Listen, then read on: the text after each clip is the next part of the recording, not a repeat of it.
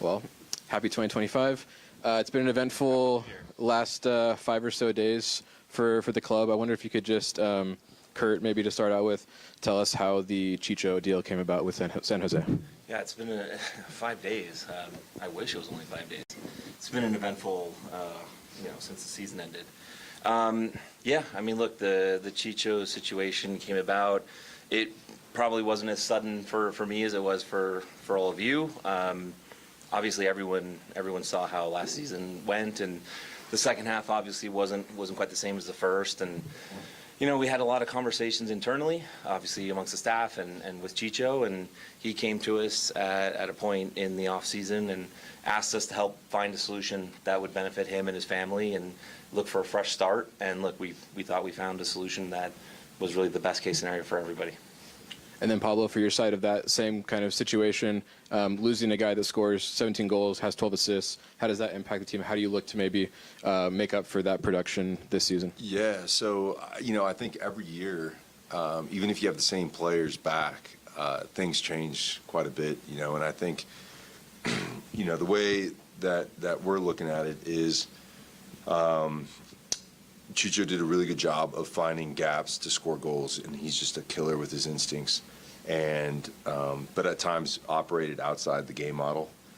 The way I'm looking at this, if we have somebody that is dictating the defensive line and really playing on that highest line at all times, it'll look like Diego to be more productive from a goal scoring perspective. And I'll also add, in the first few days of training this preseason, Dom's been able to be more effective in the attack because he's got a point of reference that's always in the box. And so again, I think it's always like you see the players that you have, the relationships they build in preseason, and I think as we go along, we'll get a clearer picture. But I feel really good about the guys that we have, and being a club that develops young players, and I think there's some good ones in camp, and I think we might all be surprised at what these guys are capable of. That was a nice segue there for the next question about guys that have come into the team over the last week or so. Kurt, could you maybe run through, I think it's been about 4 or 5 guys that have been announced over the last week or so, and then Pablo, I know it's only been a short time, but what you've seen from them on the pitch. I gotta think about what you guys know and what you guys don't. Yeah, Kobe Henry came in, right? Young player, actually was part of the Miami Academy when I was there, when we first started that there in Florida, and knew him then before Orange County, and did well and had a good spell in USL, and went to France, and it's not working out maybe how he wanted there, and he's a guy that we think we can, again, like Pablo said, develop and turn into a pretty good player. Man, you might have to give me names. Who else did we announce to trade, Tyler? Jason just came in today. Yeah, so, yeah, okay. Who else? Who else did we sign? Yeah, that we've announced. I can't break news here. Very good. Sam, I mean, yeah, Sam was a guy we brought in, obviously, in the Julio trade, and we thought he's a reliable MLS guy that can give us real good depth in 2 spots and compete and push our starters, and both left back and left center back. And then I guess there were the guys like from December too that you did the draft and through the re-entry. I think there were a few guys that you guys. Yeah, Forster's a young striker that we think has a lot of potential. I think he started pretty brightly in preseason. We'll see how things go with him. We're not in a rush to see what he becomes, but he's another youngish player that we're trying to develop and bring along. Mason's a guy, and I guess maybe I don't know if I'm breaking a little news here, but obviously you guys all probably have read that Gav's kind of on the way out, and it's a good thing for Gav. Obviously, we need to adapt and adjust. So bringing Mason in to be a backup that's got some MLS games under his belt, so we can rely upon him as well. And we've got a couple young guys behind him now as well from college. And then Paulo, so I guess the 3 guys there: Kobe, Sam, and Forster. Yeah, all 3 of them have been impressive in the first 3 days. But I think it's really interesting because when guys come into a new environment, you're always, I'm always asking them how they feel about it, and they've all been there early, ready to go, and they love the facilities, they love the club, they love the mentality of the teammates that are there, and it's almost like they've just integrated seamlessly. They've all performed really, really well, those three in particular, and so again, that's what's exciting about preseason, and seeing these new guys come in and adapt to the group, and the guys that have been here really taking them in, and it just feels like a really tight group after 3 days. But like Kurt said, it's a marathon, not a sprint. And as the season goes on, we'll see how they adapt. But they've been really good. This is probably mostly for Kurt, but I'm sure Pablo has maybe some thoughts on it, so I'll let him kind of piggyback afterwards if you want, Coach. But how, kind of in that vein, how deep into preseason do you kind of see you guys still kind of tinkering and adding and bringing in new guys and that sort of thing before? Like, does there ever come a point where you go, okay, this group needs to just kind of come together and work together, sort of what they have, I guess? I mean, they're doing that every day, and Paulo can speak to that more. But obviously, the group that's here, they're gelling, they're working together, they're on the same page, they're collaborating. Like that's happening every day. Honestly, we feel really good about the roster and in a lot of spots, right? We feel not only good about our starting options, but our depth and our competition in those roles. So I think we'll just keep our eyes open, and when we can add a piece that makes a difference in the group, then we'll do that. Sure. Anything that goes? No, I agree with that. I think it's where we're at the moment. It's really interesting to see. The way I think about teams is if there's a void, it's going to be filled, and who fills it with what kind of qualities that we're looking for. And if they're not given those opportunities, we never know what the players that we currently have are capable of. And so I think we're, as a coaching staff, always assessing after every training session, reviewing the video, and just commenting, and we have notes that we have on every single player, and seeing how they progress. So as we'll have more information as we go on, but it's been real bright the first 3 days. You did kind of touch on this, but maybe just sort of to follow up or go a little deeper, however you wish. Replacing a guy like Chicho, just in terms of production and double-digit goal scorers, they don't come around every day in MLS. Do you feel like you have somebody on this roster that can really step into that role pretty quickly, or is that sort of part of the search as well with Kurt and his group? Yeah, I think again, like I said earlier, just about teams and how you get your goals. When Andres was here, he was huge in the production aspect of our goal scoring. Without Andres, now Luna picks it up quite a bit. Dom contributed, Ojeda contributed. So it's just interesting how things morph. There's never, but like Chicho's a special player, right? And he makes goals that he outproduces his XG quite a bit in a lot of the goals that he scores, right? And that's what his specialty. And so the way I'm looking at this with the group that we currently have is like, how do we get Diego more productive, Dom more productive, and the best way to kind of explain that is by having a striker that's occupying the center backs, playing the highest line, and there's never a ball that goes across behind the defense. That's never, because again, last year, because we had so much flexibility with Chicho to allow him to do his things, there was oftentimes we didn't have guys crashing the box because he was waiting at the top of the box to do his thing. And so, but what I've seen from Diego and Dom in particular this year, along with Forster, has been guys that have been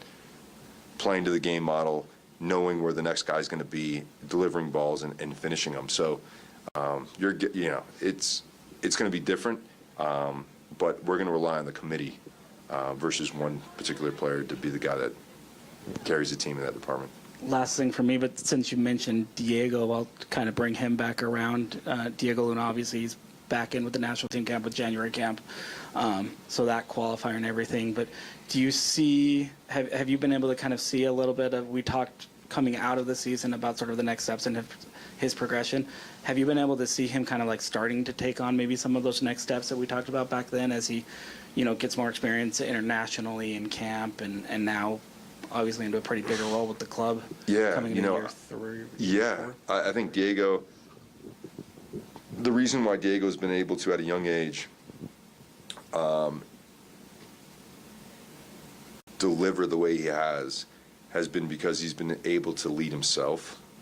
And it's very difficult for young players to understand that whilst we create the environment and we have great coaches, the onus is on the individual to take the extra steps every day. And Diego's one guy that he's dialed in every video session.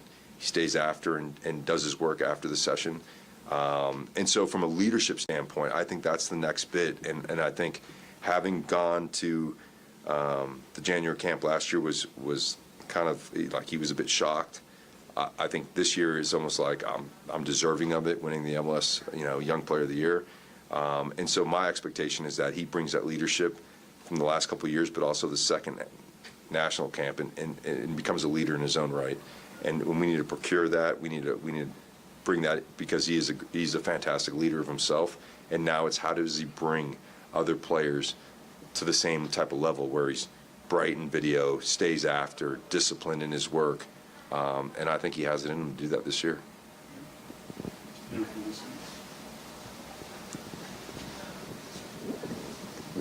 So, Kurt, from what you're saying, I'm taking it that we shouldn't expect a big splashy signing to replace Chicho. Is it more build from within and see what happens? You can expect whatever you want. Big, small, it's up to you guys. I think what you can expect from us is a signing that helps the team be successful, honestly. Like Pablo's talking about the characteristics that we want at striker, whether that striker costs $100,000 or $10 million, it is not the important part. The important part is, does he do the things we want? Can he get on the end of the chances? Pablo talked about game model. That's how we get the players in the positions to create the chances that we want to create, right? And then we need to put someone in the right spot to finish those chances. So again, what that player costs is not my focus so much, but we're looking for the right set of quality. So I can't sit here and tell you, is it a big signing? Is it a small signing? Some people think some signings are bigger than other people think. So we'll have to see when we get there. But we're looking for the right fit is always the most important thing. Pablo, with Pablo Ruiz coming back, and you were really happy with the defensive partnership you had in those two positions, how does that look?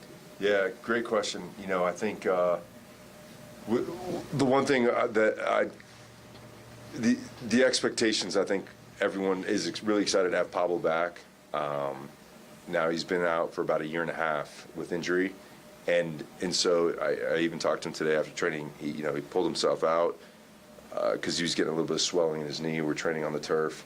And so this is we've got to bring Pablo along in a way that is conducive for his, physical. Like I don't need to put these huge So we've sat together with the medical staff to make sure that we're doing everything that we can control to make the runway a lot longer than we typically want for preseason, but to do so in a way that we can get Pablo back and feeling good. And because again, when you have knee injuries, and DJ, you probably had these playing basketball, is like you there's a lot of fear. It almost becomes more psychological than the actual physical. But within that, Pablo is a guy that plays the pivot position a little different. So we're working on two different setups in the attack. One of them is almost catered to Pablo's ability to drop into the back line and quarterback from a deeper position. And then the flip side of that is, as we get higher up the field, his ability to find the final pass and also score goals is a unique little twist to the other pivots that we have in the middle of midfield. So he's going to be an important player for us. But again, I just caution that we're taking this slow and to do the best for Pablo, to come back and feel really good physically and mentally, so that he can contribute in the way we think he can.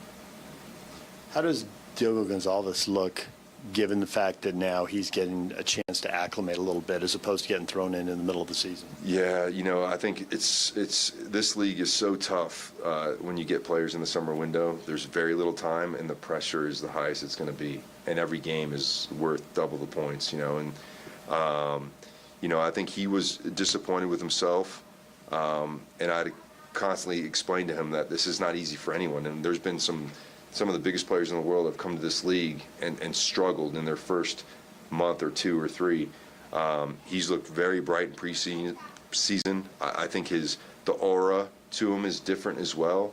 It's a clean slate, and he's been doing really well these last 3 days. So I anticipate a huge shift in the way he acclimates to the league and his teammates. He understands the way we want to play, and he's a player that can score goals for us and help us create. He's a special player, and we got to put him in positions to be successful. How much are you sticking with the game model you used last year, defending in a 4-4-2, pushing the left back forward, and how much are you changing things because you've lost a lot of attacking players? Yeah, so good question.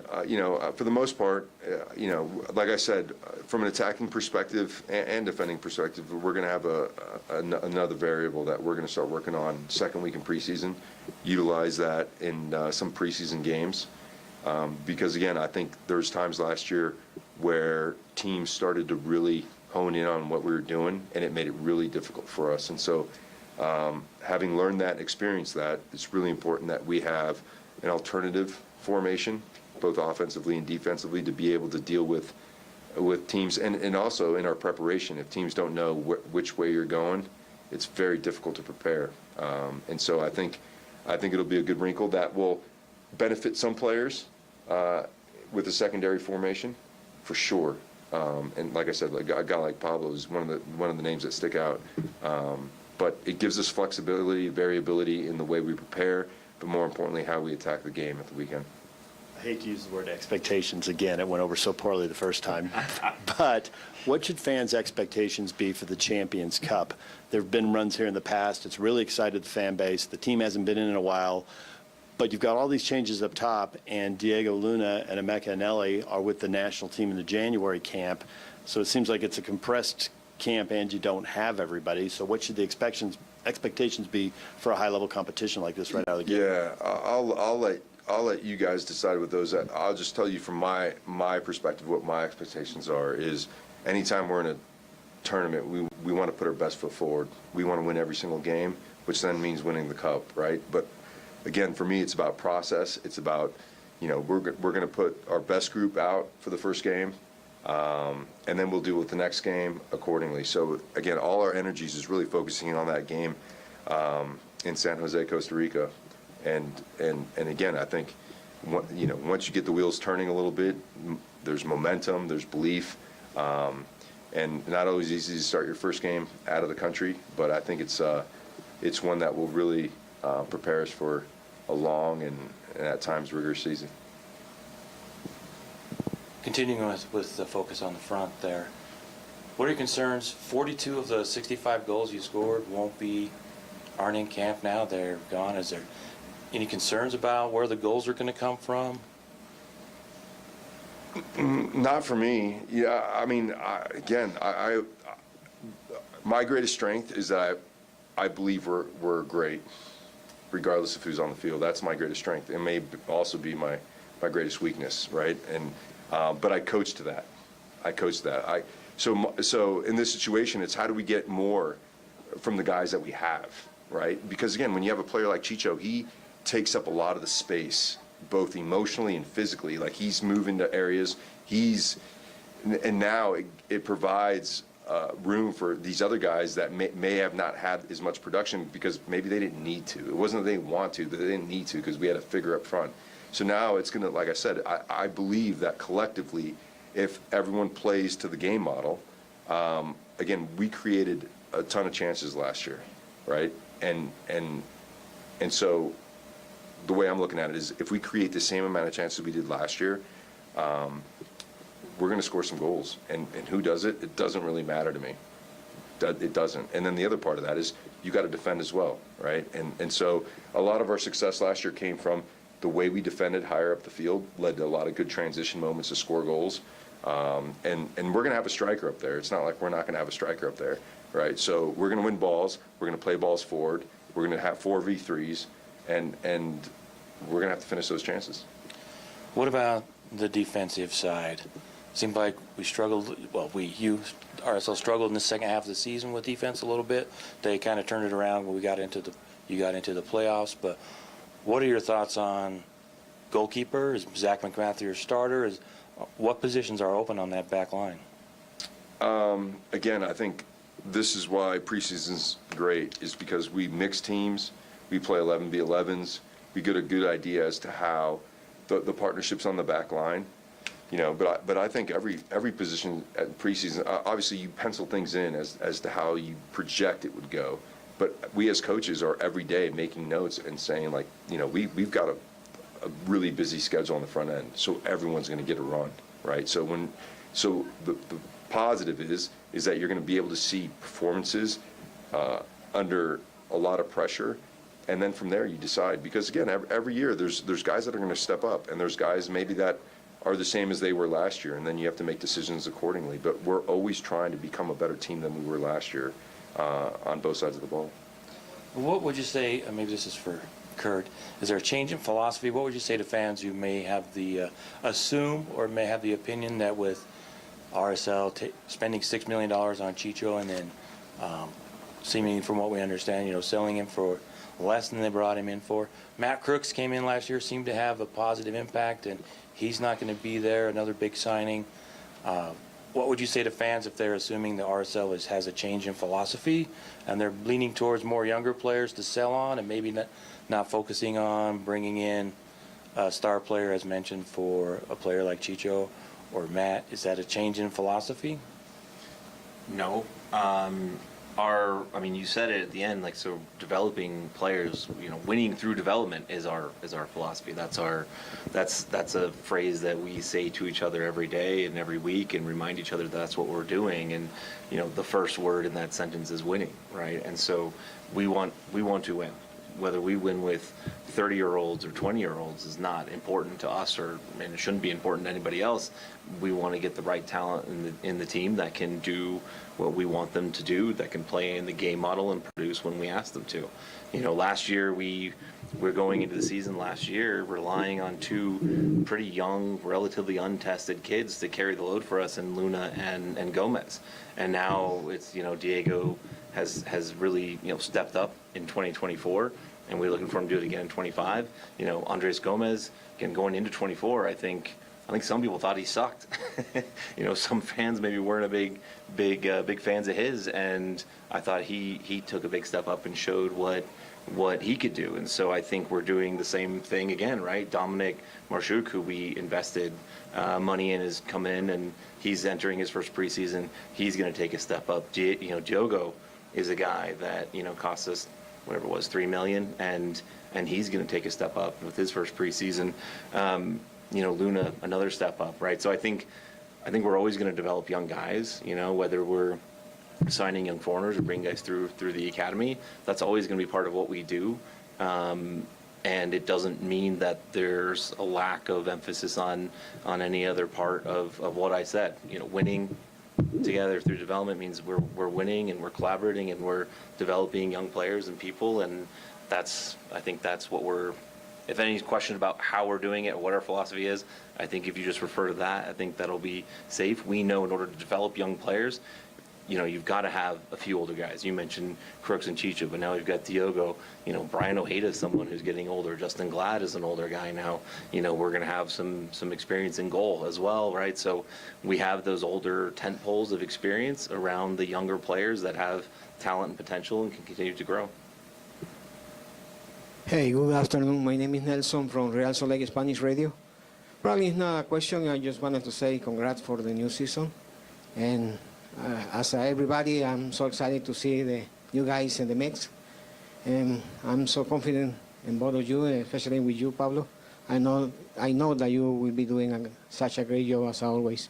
So I wish you the best as always. Thank you. Anything else, guys? Anybody on Zoom, please raise your hand. Oh, hi. Yeah, hi. I don't know if you guys can hear me.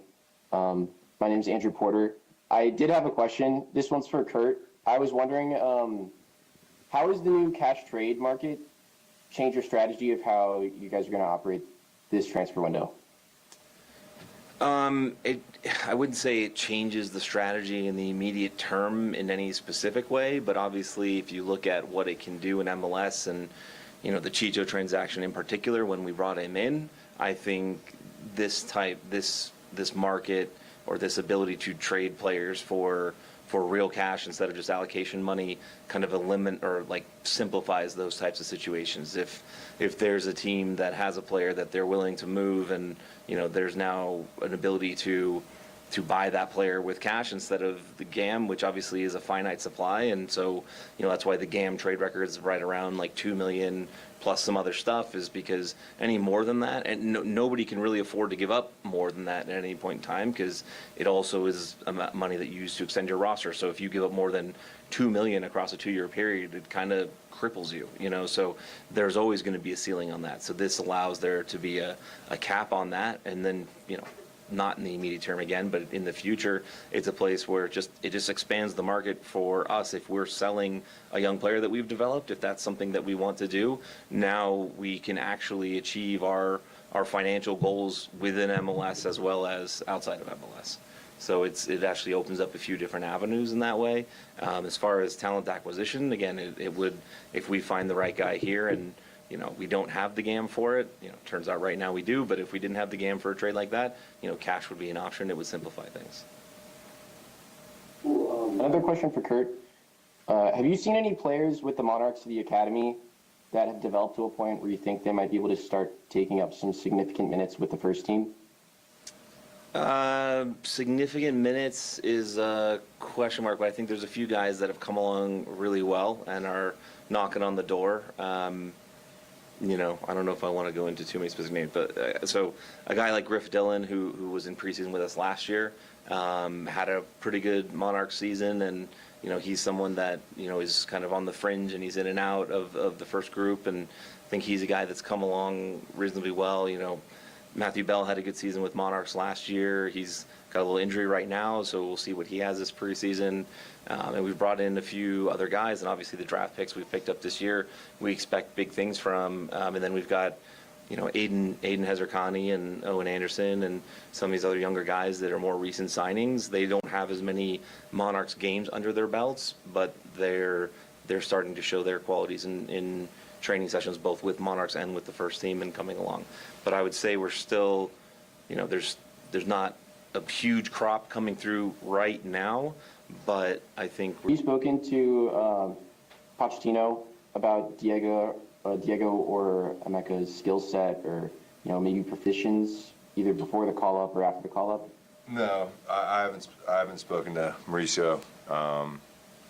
Again, the feedback I'm getting, and it's from people within the camp, is that they're I think Luna had a little bit of an injury, but Emeka's doing extremely well. So yeah, it's the way that relationship usually works is that if the U.S. coach wants to talk to a coach, he usually reaches out. It'd be kind of weird if I started calling him and saying like, oh yeah, this guy's really good in this position. It'd be a bit strange, but I think they're, again, and whether or not, or not even dependent on how much they play, but I think being in an environment, I had the opportunity to go spend, a week with Pochettino years ago, and I know that the same things I ask of our group here, he does it with all his teams, and then when you're representing your country, it's double the intensity. So I think it's going to be a great experience for both these guys, regardless of where they play. And again, I think he's a coach that understands the way he wants to play, and he sees the attributes in those players and decides which position is going to be best for him. So I'm just excited to see these guys compete for the U.S. team and do really well, so that they can come back to our group and just inject our group with a ton of confidence. Sweet, thank you. Any last questions? Morgan? No, it's all covered. I'm good. DJ, Kevin, Caleb, Sean, you guys good? All good, thank you. Thanks, Pablo. Thanks, guys. Thanks. Thanks, guys.